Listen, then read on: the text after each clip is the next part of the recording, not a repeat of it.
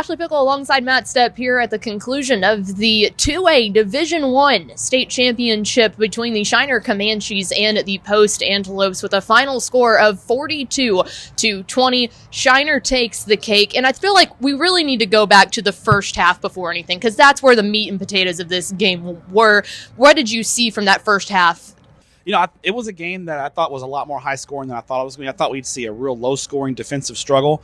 And I thought both offenses really did a great job in the first half of big plays, especially for both teams. And Shiner's defense, Doug Brooks makes the play, strips the ball from Pittman, scores, hands it off to his teammate to score the touchdown there, gets Shiner going. Thought Post answered the bell, though. Even when Slade and Pittman got hurt, a lot of lesser teams would have folded up the tents, and Post adjusted their offense a little bit, and with McDaniel and Clarkson in the backfield along with Jefferson, and really they really hurt Shiner in the first half. And I thought the second half, Post won the second quarter and really played toe-to-toe with Shiner. But I thought the key was the halftime adjustments that Shiner made.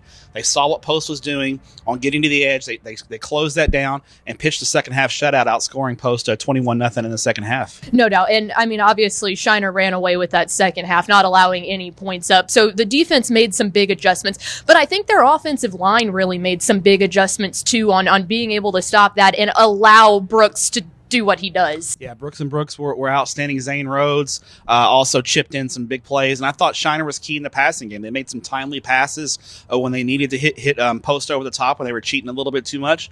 They were able to go over the top and be very efficient in the passing game. And Shiner's offensive line we thought was a key all year, and they're really underrated and kind of unsung heroes, as most offensive linemen tend to be.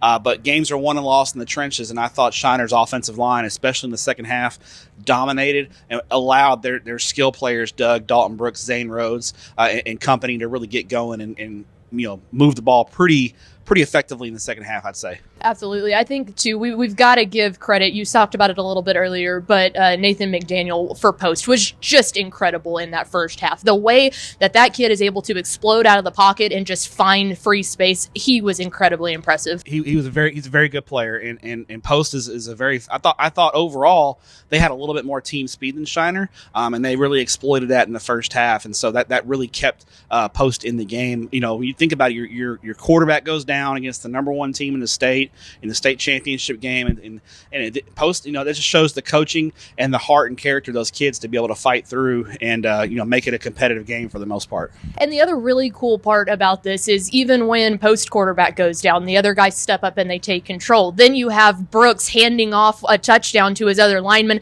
At the very end of the game, they had a lineman come in the victory formation with a full-on cast on his leg. What does that say about those two teams and the level of leadership that those two coaches have? Yeah, it's wonderful to see in high school athletics and the kind of love and admiration that those teammates on both sides have for each other. Really cool to see.